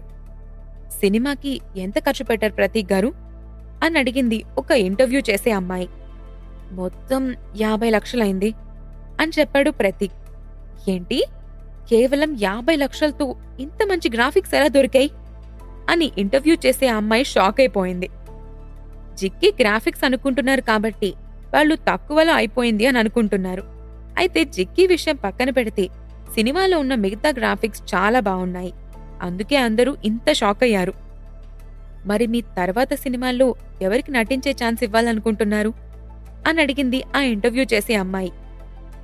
నేనింకా తర్వాత కథేమీ రెడీ చేయలేదు, నాకు కావలసిన కథను బట్టి అందులో ఎవరు నటిస్తే బావుంటుందో వాళ్ళ నటించమని అడుగుతాను అని చెప్పాడు ప్రతీక్. అయితే ఇప్పుడు ప్రస్తుతం నా సినిమాలో చేసే యాక్టర్స్ మొత్తాన్ని నేను చేసే ప్రొడక్షన్ హౌస్లో నుంచే తీసుకుంటున్నాం. ఆ ప్రొడక్షన్ హౌస్లో ఎవరైతే మెంబర్స్ ఉన్నారో వాళ్ళనే తీసుకుంటాము అని మిగతా విషయం కూడా చెప్పాడు ప్రతీక్. ప్రతీక్ చేసిన స్టేట్మెంట్ బయట ఉన్న యాక్టర్స్కి తెలిసి చాలా బాధపడ్డారు. ఎందుకంటే అందరూ భరత్ ప్రొడక్షన్ హౌస్లో జాయిన్ అవ్వడం కుదరదు. మీరు మాట్లాడే ప్రొడక్షన్ హౌస్ పేరు స్టార్ ఎంటర్టైన్మెంట్సే కదండి, అందులో మెంబర్స్ అవ్వాలంటే ఏం చేయాలి అని ఆ ఇంటర్వ్యూ చేసే అమ్మాయి అడిగింది. ఆ విషయాలన్నీ నేను మా ప్రొడ్యూసర్ గారితో మాట్లాడి చెప్తాను. ప్రస్తుతం దాని గురించి నాకు కూడా పెద్దగా తెలీదు అని చెప్పాడు ప్రతీక్. ఆ రోజు ఇంటర్వ్యూ అయిపోయాక ప్రతీక్‌కి ఎంతోమంది తమకి సినిమాలో ఛాన్స్ ఇవ్వమని మెసేజ్లు, ఫోన్లు చేశారు. అతనికి ఇది ఒక మంచి ఛాన్స్ లాగా అనిపించింది. వెంటనే భరత్‌కి ఫోన్ చేశాడు. భరత్ సార్, నిద్రలేచారా అని అడిగాడు. ఏమైంది ప్రతీక్, ఏదన్నా ప్రాబ్లమా? ఇంత ఎర్లీగా ఫోన్ చేశావు అని అడిగాడు భరత్. అది కాదండి, ఒక గుడ్ న్యూస్ మీతో చెప్పాలి. మనం చేయబోయే తర్వాత సినిమాలో ఛాన్స్ ఇవ్వమని నాకు ఎంతో మంది మెసేజ్లు, ఫోన్లు చేస్తున్నారు. మీరేం చేయమంటారు అని అడిగాడు ప్రతీక్. మన సినిమాలో బయట వాళ్ళని పెట్టుకోమని నీకు తెలిసిందే కదా, ఆ విషయమే చెప్పేశాయి అని అన్నాడు భరత్. అలా కాదు సార్, చాలా మంది యాక్టర్స్ మన సినిమాల్లో చేయాలి అనుకుంటున్నారు. చాలా మంచి యాక్టర్స్ వాళ్ళు. చాలా మంది దీని గురించి అడుగుతున్నారు. మీరొకసారి ఆలోచించండి అని చిన్న సలహా ఇచ్చాడు ప్రతీక్. మన ప్రొడక్షన్ హౌస్లో ఇంకా పెద్ద పెద్ద యాక్టర్ని తీసుకురావటం నాకెందుకో మంచిది కాదనిపిస్తుంది. మన దగ్గర ఇప్పుడే చాలా మంది స్టార్స్ ఉన్నారు. బాగా యాక్ట్ చేసేవాళ్ళు, బాగా పేరున్న వాళ్ళు ఎక్కువ అయ్యే కొద్దీ మనకు చాలా ప్రెషర్ ఉంటుంది. పైగా ఈ యాక్టర్స్కి ఇవ్వాల్సిన డబ్బు కూడా చాలా ఎక్కువగానే ఉంటుంది. ఉన్నవాళ్లతో కానిచ్చేద్దాంలే. పెద్ద పెద్ద యాక్టర్లు మన దాంట్లో అస్సలొద్దు. ఇప్పుడు ఎలాగా ఉందో అలాగే కంటిన్యూ చేద్దాం అని చెప్పేశాడు భరత్. ఓకే సార్ అని చెప్పి ఫోన్ కట్ చేశాడు ప్రతీక్. తర్వాత ప్రతీక్ తన ట్విట్టర్ అకౌంట్లో తర్వాత తీయబోయే సినిమాలో కొత్త యాక్టర్స్ ఎవ్వరూ ఉండరు, ఎవరన్నా కొత్త వాళ్ళు కావాలంటే అప్పుడు మేం ప్రయత్నిస్తాం అని మెసేజ్ చేశాడు. ఇదంతా పక్కన పెడితే శ్రేయాస్ వాళ్ళు మళ్ళీ భరత్కు పోటీగా ఇంకో సినిమా రిలీజ్ చేశారు. ఆ సినిమా పేరు కడలి ఉగ్రరూపం. ప్రతీక్ తన కొత్త సినిమాలు ఎవ్వర్నీ కొత్త వాళ్ళని తీసుకోవడం లేదని చెప్పిన తర్వాత రోజు ఈ సినిమాని రిలీజ్ చేశారు. అయితే ఈ సినిమా కూడా చాలా పెద్ద డిజాస్టర్ అయింది. శ్రేయాస్ వాళ్ల కంపెనీలో కొత్త యాక్టర్లను తీసుకోవాలని చాలా ప్రయత్నం చేస్తున్నాడు. ఈ సినిమా డిజాస్టర్ వల్ల ఆ కంపెనీ వైపు వెళ్లడానికి ఎవ్వరూ ధైర్యం చేయలేదు. సినిమా చూసిన తర్వాత చాలా మంది ఈ సినిమాని అస్సలు ఇష్టపడలేదు. సినిమాని బాగా క్రిటిసైజ్ చేశారు. సినిమా చూసి బయటకొచ్చిన ఆడియన్స్ని మీడియా సినిమా ఎలా ఉంది అని అడుగుతుంటే సినిమా అస్సలు బాలేదని, ఒక్కసారి కూడా చూడ్డం వేస్ట్ అని వాళ్ళు చెప్పారు. పోయినసారి ఆకాశమే హద్దు సినిమా రిలీజ్ చేసినప్పుడు ఆ సినిమా బాగోకపోయేసరికి శిఖరం సినిమా చూడ్డానికి ఎక్కువ మంది ఆడియన్స్ ఎలా వచ్చారో ఇప్పుడు కూడా beauty and the beast cinema చూడ్డానికి జనం అలాగే వచ్చారు. పెద్ద పెద్ద మాల్స్లో అయితే 2-3 స్క్రీన్లలో beauty and the beast cinema show వేయడం మొదలుపెట్టారు. సినిమా నచ్చి మళ్లీ మళ్లీ వచ్చేవాళ్లు చాలా మంది ఉన్నారు. పక్కనే ఉన్న సినిమా నచ్చక ఈ సినిమా కోసం వచ్చేవాళ్లు కూడా ఎక్కువ మందే ఉన్నారు. అందుకే ఒక్క స్క్రీన్ సరిపోలేదు. ప్రతీక్ తర్వాత తీయబోయే సినిమాల్లో కొత్త వాళ్ళని తీసుకోవడం లేదు అని అనౌన్స్ చేయటం వల్ల ఏదన్నా జరుగుతుందా? భరత్ సినిమాకి పోటీగా కడలి ఉగ్రరూపం సినిమా రిలీజ్ చేసిన శ్రేయాస్ పరిస్థితి ఏమిటి? ఇదంతా తెలుసుకోవాలంటే నెక్స్ట్ ఎపిసోడ్ వినాల్సిందే. 02 hero episode number 159 money money. Beauty and the beast సినిమాకి చాలా మంచి రెస్పాన్స్ వస్తుంది. కడలి ఉగ్రరూపం సినిమా అస్సలు బాగోకపోవటంతో ఈ సినిమాకు ఇంకా ఎక్కువ క్రేజ్ పెరిగిపోయింది. సినిమా 100 రోజులు ఆడుతుందని, కలెక్షన్లు చాలా ఎక్కువగా ఉంటాయని అందరూ మాట్లాడుకుంటున్నారు. 2 రోజులకు బాక్సాఫీస్ నుంచి సినిమా కలెక్షన్ల డేటా బయటకొచ్చింది. అది చూసి ప్రతీకి కళ్ళు తిరిగిపోయినంత పనైంది. వెంటనే ఫోన్ అందుకుని భరత్కి ఫోన్ చేశాడు. సార్, మన సినిమాకి అని కంగారుగా నోట్లో నుంచి మాటలు బయటికి రాకుండా ఆనందంతో ఉక్కిరి బిక్కిరి అయిపోతున్నాడు ప్రతీక్. ప్రతీక్, నువ్వేం చెప్తున్నావో నాకు అర్థం కావడం లేదు. ముందు నువ్వు కొంచెం మంచినీళ్ళు తాగు అని చెప్పాడు భరత్. ఒక 2 నిమిషాలు గ్యాప్ తీసుకుని, భరత్ గారు, మన సినిమాకి మొదటి రోజు కలెక్షన్స్ ఎంతొచ్చాయో తెలుసా అని అడిగాడు ప్రతీక్. ఎంతొచ్చాయి ప్రతీక్, నువ్వే చెప్పు అని అన్నాడు భరత్. సార్, మన సినిమాకి మొదటి రోజున 100 కోట్ల రూపాయలు వచ్చాయి సార్. నేను అస్సలు నమ్మలేకపోతున్నాను అని ప్రతీక్ ఆనందంగా అరుస్తూ చెప్పాడు. 100 కోట్లు అనేసరికి భరత్కి కూడా మైండ్ పోయింది. సినిమా మంచి హిట్ అవుతుంది అని ఎక్స్పెక్ట్ చేశాడు, కానీ మొదటి రోజున 100 కోట్లు వస్తాయని అస్సలు అనుకోలేదు. ఎవరైనా సినిమా తీసిన తర్వాత మొత్తం సినిమా ఆడిన రోజుల్లో 100 కోట్లయితే చాలా పెద్ద విషయంగా చెప్పుకుంటూ ఉంటారు. అలాంటిది ఒక్క రోజులోనే 100 కోట్లు అంటే భరత్ అస్సలు నమ్మలేకపోయాడు. ఈ సినిమా కోసం ఎప్పటినుంచో ప్రేక్షకులు ఎదురు చూస్తున్నారు. పైగా ఈ సినిమాలో జాన్వీ చాలా బాగా నటించింది. ఇంతకుముందు ఎప్పుడూ జాన్వీ ఇలాంటి క్యారెక్టర్ చేయకపోవటంతో జనం ఇప్పుడు ఆమెనిలా చూడ్డానికి ఎంతో ఇష్టపడ్డారు. జాన్వీ అంటే ఇష్టం లేని వాళ్ళు ఎవ్వరూ లేకుండా అయిపోయారు. పైగా ఈ సినిమా రిలీజ్ అయినప్పుడు వేరే ఏ సినిమా దీనికి పోటీగా రాలేకపోయింది. ఈ సినిమాకి జనం చాలా ఎక్కువ మంది వచ్చారు. వయసుతో సంబంధం లేకుండా అందరూ ఈ సినిమాని ఇష్టపడ్డారు. రెండవ రోజు కలెక్షన్స్ 120 కోట్లొచ్చాయి. మూడవ రోజు కలెక్షన్స్ 122 కోట్లొచ్చాయి. ఇలా రోజురోజుకి లెక్క పెరుగుతూనే వచ్చింది. దాంతో భరత్కి చాలా డబ్బొచ్చింది. భరత్ అనుకున్న దానికంటే ఎంతో ఎక్కువగా రావటం వలన అతను తర్వాత కట్టబోయే ఫ్యాక్టరీకి ఈ సినిమా ఎంతో సహాయపడింది. ప్రతీక్ ఈ కలెక్షన్స్ నన్నీ చూసి జనంలో అతనికి పెరుగుతున్న క్రేజ్ చూసి ఎంతో సంతోషపడ్డాడు. ఇంతకుముందు జనం సినిమాని హీరో కోసం, హీరోయిన్ కోసమో చూసేవాళ్లు. కానీ ప్రస్తుతం జనం ఒక సినిమాని హీరో కోసమో, హీరోయిన్ కోసమో మాత్రమే కాకుండా ఆ సినిమాని డైరెక్టర్ కోసం, సినిమాటోగ్రఫీ కోసం, స్క్రీన్ ప్లే కోసం చూస్తున్నారు. పైగా ప్రతీక్ ఇప్పుడు ఎంతో మంది సినిమా డైరెక్టర్లుగా ప్రయత్నించే వాళ్ళకి ఇన్స్పిరేషన్గా మారిపోయాడు. 2 సినిమాలతోనే ఇంత గొప్ప స్థాయికి ఎదిగిపోయిన అతను ఇప్పుడు ఎంతో మందికి మార్గదర్శిగా మారాడు. టాలెంట్, కష్టాన్ని నమ్ముకున్న వాళ్ళు జీవితంలో అనుకున్నది సాధిస్తారని అతను ప్రూవ్ చేశాడు. చిన్న చిన్న సినిమాలు తీసేవాళ్లు ఇప్పుడు ప్రతీక్ సినిమాను చూసి అందులో ఉన్న చాలా విషయాలను నేర్చుకుంటూ ఉన్నారు. సినిమా హీరోయిన్తో పాటు ప్రతీక్ని కూడా చాలా మంది ఇష్టపడడం మొదలుపెట్టారు. అతని ఇంటర్వ్యూలు చాలా మంది చూస్తున్నారు. బ్యూటీ అండ్ ద బీస్ట్ సినిమాలో ప్రతి చిన్న డీటెయిల్ గురించి అందరూ మాట్లాడుకోవడం మొదలుపెట్టారు. దీనివలన జిక్కీ నిజమైన జంతువేమోనని అనుమానాలు మొదలయ్యాయి. పైగా ఈ సినిమా మొదలు పెట్టకముందు ఒకసారి ఐలాండ్లో కొంతమంది జాన్వీ ఫ్యాన్స్ జిక్కీ పైన భరత్ కూర్చోవడం చూశారు. భరత్ అప్పుడు జిక్కీతో సినిమా తీస్తున్నానని అందరికీ చెప్పేశాడు. అయితే అది నిజమైన జంతువు అని చాలా కొంతమందికే తెలుసు. అది గ్రాఫిక్స్ అని అందరూ అనుకుంటున్నారు.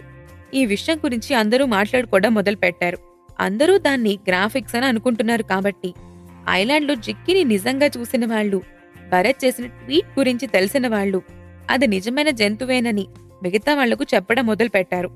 అసలు అంత పెద్ద జంతువు భూమి పైన ఉంటుందా అని షాక్ అవుతూ చాలా మంది నమ్మలేకపోయారు. ఇలాంటి ఒక జంతువు ఉంటుందని మన డిస్కవరీలో కూడా ఎప్పుడూ వినలేదు. డిస్కవరీలో కూడా ఎప్పుడూ చూడలేదు. డిస్కవరీలో ఎప్పుడూ చూపించను కూడా లేదు. ఇప్పుడు వాళ్ళది నిజమైంది అంటే మనం నమ్మాలా అని కొందరు అనుమానించారు. ఈ మాటల్ని ఇంకా ఇంకా ఎక్కువైపోతున్నా సరే భరత్ పెద్దగా పట్టించుకోలేదు. జనం నిజంగా ఇలాంటి ఒక జంతువు లేదు అనుకుంటే మంచిది అని భరత్ మనసులో అనుకున్నాడు. అందుకే ఈ విషయంలో పెద్దగా ఇన్వాల్వ్ అవ్వలేదు. సినిమా రిలీజ్ అయిన 3 వారాల తర్వాత నుంచి ఇంక సినిమా గురించి ఇంతకు ముందులాగా ఎవ్వరూ మాట్లాడలేదు. నెమ్మదిగా సినిమాపై ఉన్న క్యూరియాసిటీ అందరికీ తగ్గింది.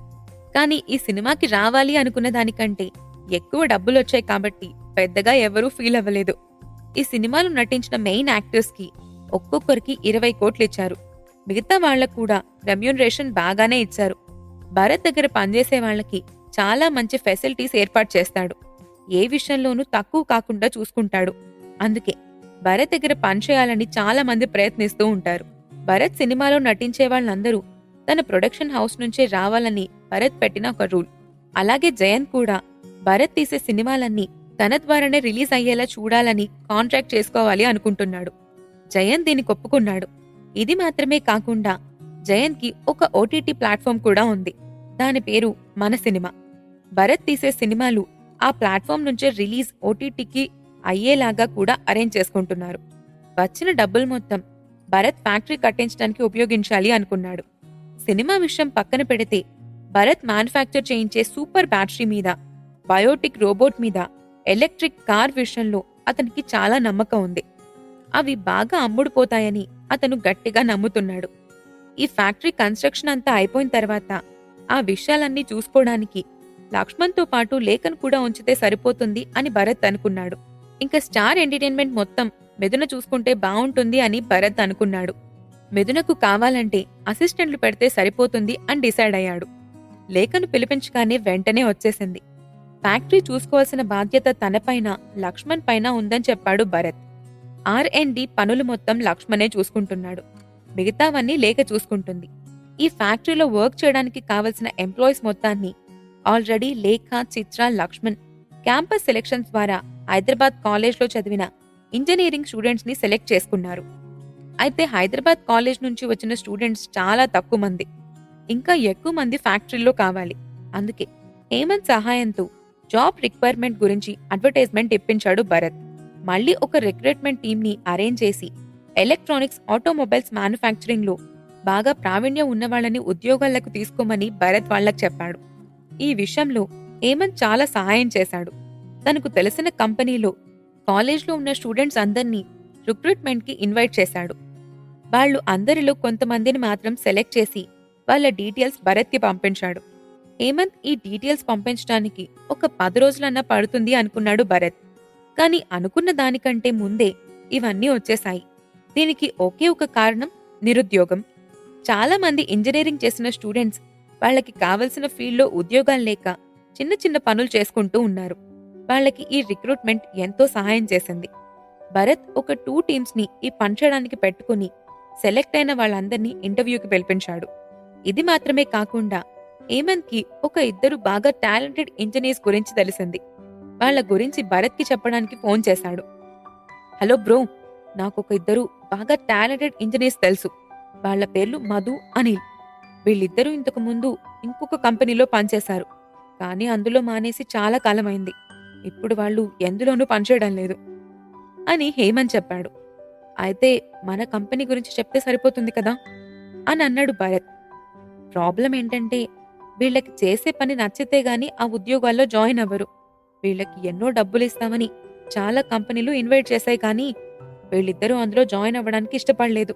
వాళ్ళకి చేసే పని నచ్చితేనే చేస్తారంట అని చెప్పాడు హేమంత్. అవునా, అయితే ఇప్పుడేం చేద్దాం? ఒకసారి వాళ్ళని పిలిపించి మాట్లాడదామా అని అడిగాడు భరత్. సరే బ్రో, మాట్లాడితేనే మంచిది. ముందు నేను వాళ్ళని కాంటాక్ట్ అయ్యి వాళ్ళతో మాట్లాడతాను అని చెప్పి హేమంత్ ఫోన్ పెట్టేశాడు. ఒక 10 నిమిషాల్లోనే హేమంత్ మళ్ళీ భరత్ కి తిరిగి ఫోన్ చేశాడు. బ్రో, ఒక మంచి ఛాన్స్ పోయింది. వాళ్ళిద్దరిని 2 ప్రైవేట్ కంపెనీలు ఆల్రెడీ మీట్ అయ్యాయంట. వాళ్లతో పనిచేస్తామని వీళ్ళు ఒప్పుకున్నారని తెలిసింది అని అన్నాడు హేమంత్. అగ్రిమెంట్ మీద సైన్ చేసేశారా, లేదా వర్క్ చేస్తామని జస్ట్ మాట్లాడారా అని అడిగాడు భరత్. ఇంకా సైన్ చేయలేదు బ్రో అని చెప్పాడు హేమంత్. అయితే మనమిప్పుడు మాట్లాడడానికి ఇంకా అవకాశం ఉంది. మన విషయం చెప్తే మనసు మార్చుకునే అవకాశాలున్నాయి కదా, ఒకసారి ట్రై చేద్దాం అని అన్నాడు భరత్. ఆ తర్వాత ఒక మ్యాగజైన్ చదువుతూ ఉంటే ఎలైట్ కంపెనీ అనే ఒక సాఫ్ట్వేర్ సంస్థ గురించి కనిపించింది. అది 7-8 మంది ఎంప్లాయీస్తో మొదలుపెట్టి ఇప్పుడు ఒక అగ్రగామిగా నిలిచింది. ఆ సంస్థ మొదలుపెట్టి ఇప్పటికీ 20 సంవత్సరాలైంది. ఎలైట్ కంపెనీ అప్పటి వరకు సాఫ్ట్వేర్కి మాత్రమే పరిమితమై ఉండేది. కానీ ఇప్పుడు ఆ కంపెనీ వేరే ఎలక్ట్రానిక్ ప్రోడక్ట్స్ను తయారు చేయాలి అనుకుంటుంది. అయితే ఈ కంపెనీకి మ్యానుఫ్యాక్చరింగ్లో కావలసిన ఎంప్లాయీస్ లేరు. మ్యానుఫ్యాక్చరింగ్ స్టార్ట్ చేయాలని ఎప్పటినుంచో అనుకుంటున్నా కానీ అది ఇంకా పట్టాలపైకి రాలేదు. కానీ ఇప్పుడు ఆ కంపెనీ కూడా ఉద్యోగాల్లోకి చాలా మందిని తీసుకోవాలి అని డిసైడ్ అయింది. దాంతో చాలా మంది దగ్గర ఇంటర్వ్యూలు కూడా తీసుకుంది. అయితే భరత్కి తర్వాత తెలిసిన విషయం ఏంటంటే మధు, అనిల్ కూడా ఇదే కంపెనీతో అగ్రిమెంట్ కుదుర్చుకోబోతున్నారు. భరత్కి ప్రస్తుతానికి ఈ ఇండస్ట్రీలో ఎలాంటి బ్యాక్గ్రౌండ్ లేదు. అయినా కూడా ఎలాగైనా సరే వాళ్ళిద్దరినీ తన కంపెనీలో జాయిన్ చేయించుకుంటే బావుంటుంది అని భరత్ అనుకున్నాడు. టాలెంట్ ఉన్న వాళ్ళని వదులుకోవటం అంటే బంగారాన్ని వదిలేసి మట్టిని నమ్ముకున్నట్టే అని భరత్కి తెలుసు. అందుకే ఇంతగా ప్రయత్నం చేస్తున్నాడు. తన ఇండస్ట్రీలో పనిచేయబోయే వాళ్ళందరికీ నెలకి 5 లక్షల జీతం, 5 సంవత్సరాల తర్వాత వాళ్ళకి ఇల్లు కూడా కట్టిస్తారు. ఇంత మంచి ఛాన్స్ ఎవ్వరూ వదులుకోరు. తర్వాత హేమంత్ భరత్కి ఫోన్ చేసి, బ్రో, ఎలైట్ కంపెనీ వాళ్ళకిచ్చే ఆఫర్ చాలా పెద్దది. పైగా కంపెనీ చాలా పేరున్న కంపెనీ. దాంతో మనం ఇప్పుడు పోటీ పడ్డం అంత మంచిది కాదనిపిస్తుంది అని అన్నాడు హేమంత్. హేమంత్, నువ్వే చెప్పావు కదా వాళ్ళకి చేసే పని నచ్చితేనే చేస్తారు అని. మరి మన పని ఎక్కువగా నచ్చితే డబ్బుల విషయం గురించి మనం ఆలోచించాల్సిన అవసరం ఏమీ లేదనుకుంటా. అయినా మన దగ్గర డబ్బుల విషయంలో భయపడాల్సిన అవసరం ఏమీ లేదు అని చెప్పాడు భరత్. సరే సరే బ్రో అని కొంచెం కన్ఫ్యూజన్తో అన్నాడు హేమంత్. మన టెక్నాలజీ చాలా కొత్త టెక్నాలజీ. నాకు తెలిసి ఎలైట్ కంపెనీ అంత కొత్త టెక్నాలజీ గురించి ఇప్పట్లో అయితే ఇండస్ట్రీ పెట్టదు. వాళ్ళు పెట్టే ఇండస్ట్రీ ఏదో పాత ఐడియాల మీద పెట్టుండొచ్చు. మన కంపెనీలో ఇప్పుడు తయారు చేయబోయే ప్రోడక్ట్స్ చాలా చాలా కొత్తవి. వాటికి తయారు చేసే టెక్నాలజీ ఎవ్వరికీ తెలియని కూడా తెలీదు. పైగా మనం ఎప్పటికప్పుడు కొత్త కొత్త ప్రోడక్ట్ని తయారు చేయాలనుకుంటున్నాం. ఈ విషయం వాళ్ళకి క్లియర్గా చెప్పు.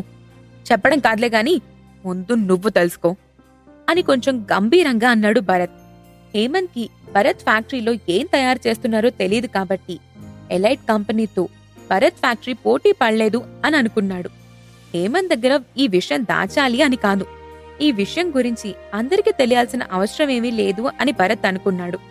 హేమంత్, ముందు నువ్వు వాళ్ళిద్దరినీ కాంటాక్ట్ అయ్యి మన కంపెనీలో ఉండే వర్క్, మనమిచ్చే ఆఫర్ ఎలైట్ కంపెనీ కన్నా చాలా ఎక్కువ అని వాళ్ళకి తెలియజేయి. వాళ్ళు కనుక ఒప్పుకుంటే వాళ్ళతో నేను మాట్లాడతాను అని అన్నాడు భరత్. సరే బ్రో, నేను మాట్లాడతాను అని చెప్పి హేమంత్ ఫోన్ పెట్టేశాడు. ఇంకో 10 నిమిషాల్లో హేమంత్ భరత్కి ఫోన్ చేసి, వాళ్ళు మన కంపెనీలో చేయడానికి పెద్దగా ఇంట్రెస్ట్ చూపించలేదు, పైగా వాళ్ళు రేపే ఎలైట్ కంపెనీతో అగ్రిమెంట్ సైన్ చేస్తున్నారంట బ్రో అని మళ్ళీ బ్యాడ్ న్యూస్ చెప్పాడు.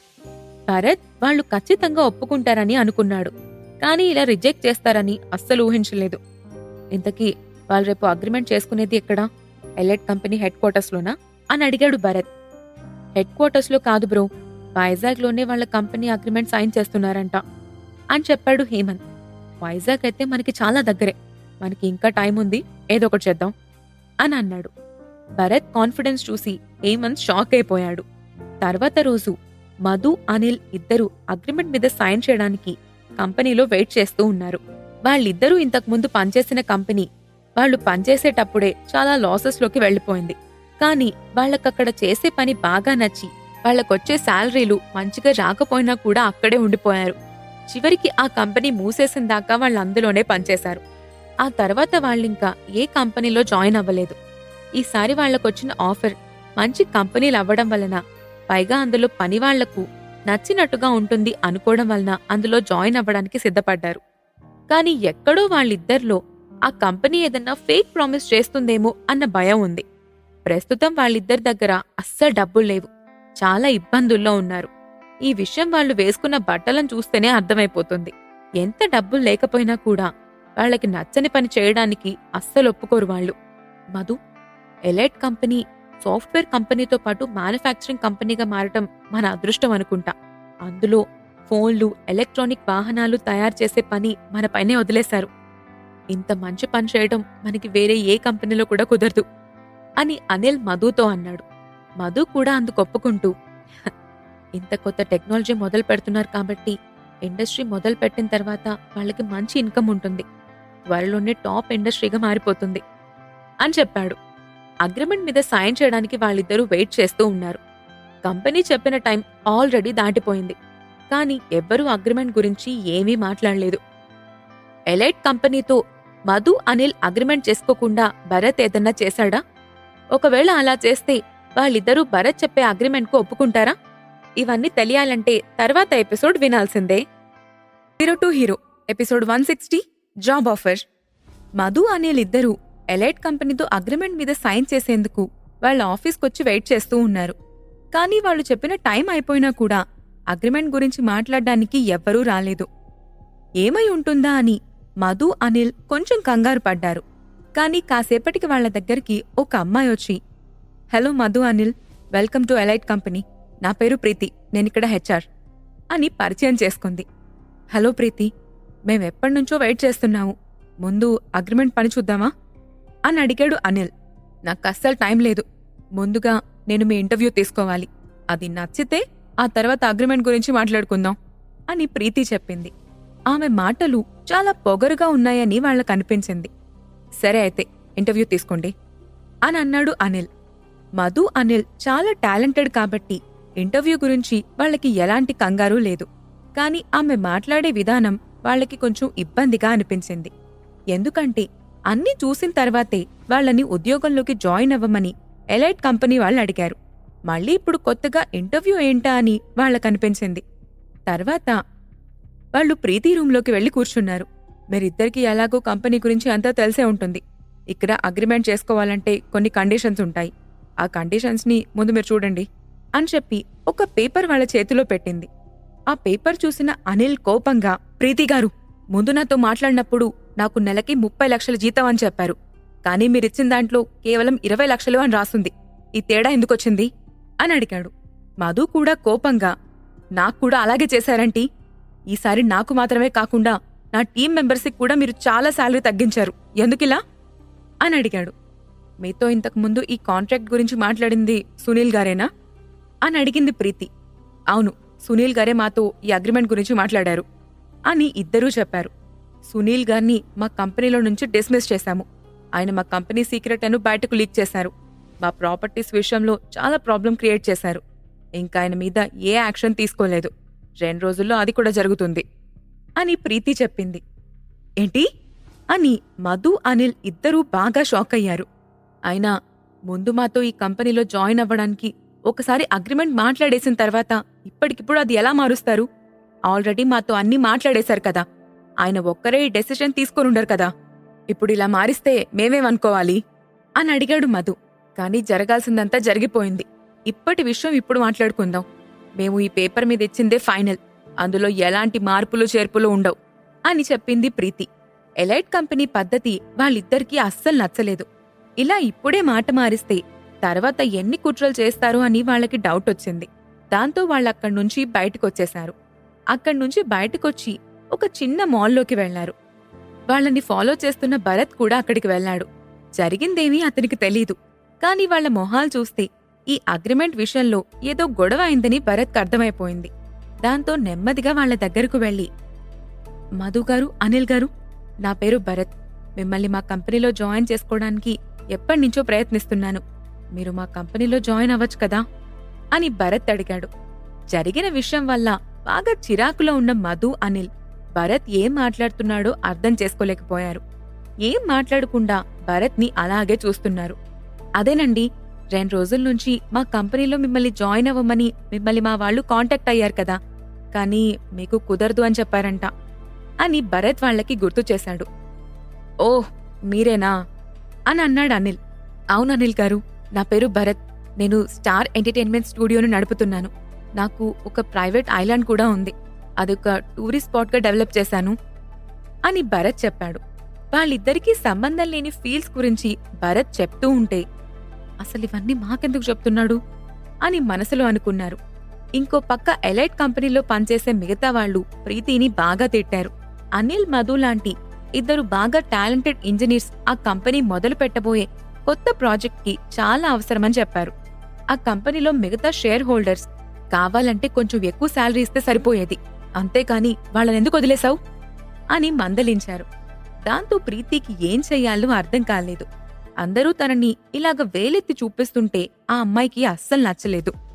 దాంతో వాళ్ళిద్దరినీ తిరిగి ఆఫీస్కి పిలిపించాలి అని అనుకుంది. వెంటనే తనతో పాటు 2 అసిస్టెంట్లను తీసుకుని అనిల్, మధు కోసం వెతుకుతూ ఆ మాల్లోకొచ్చింది. అప్పటికే భరత్తో వాళ్ళిద్దరూ మాట్లాడుతూ ఉన్నారు. భరత్ వాళ్లతో మాట్లాడుతున్నా కూడా కొంచెం కూడా కామన్ సెన్స్ లేకుండా, మీరు అడిగినంత శాలరీ ఇస్తాను, మీరు నా దగ్గరే జాయిన్ అవ్వండి అని మధ్యలోకి వెళ్లి పొగరుగా చెప్పింది ప్రీతి. ఆ అమ్మాయిని మళ్లీ తిరిగి చూస్తామని వాళ్ళిద్దరూ ఎక్స్పెక్ట్ చేయలేదు. ఆ అమ్మాయి మాట్లాడే విధానం వాళ్లకి అస్సలు నచ్చలేదు. పైగా తిరిగొచ్చి మొహం మీద డబ్బులు వేస్తాను అన్నట్టుగా మాట్లాడేసరికి వాళ్లకి ఇంకా ఇంకా కోపమొచ్చింది. దాంతో, మాకు మీ కంపెనీ వద్దు, మీరు వద్దు, మేమసలు అక్కడ జాయిన్ అవ్వట్లేదు అని కోపంగా చెప్పాడు అనిల్. మీరు ఎలాగైనా సరే మా దగ్గరే జాయిన్ అవ్వాలి అని ప్రీతి కోపంగా చెప్పింది.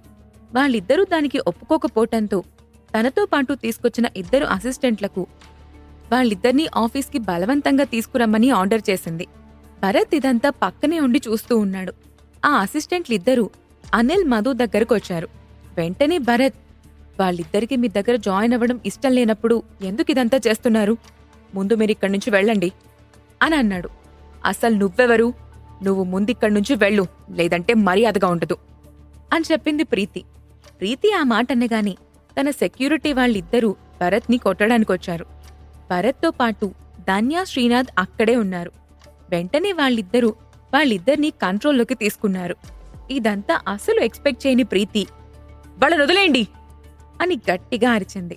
భరత్, వీళ్ల ముగ్గుర్ని ఇక్కడ్నుంచి బయటకు నెట్టేసేయండి అని ధన్య శ్రీనాథ్లకి చెప్పాడు.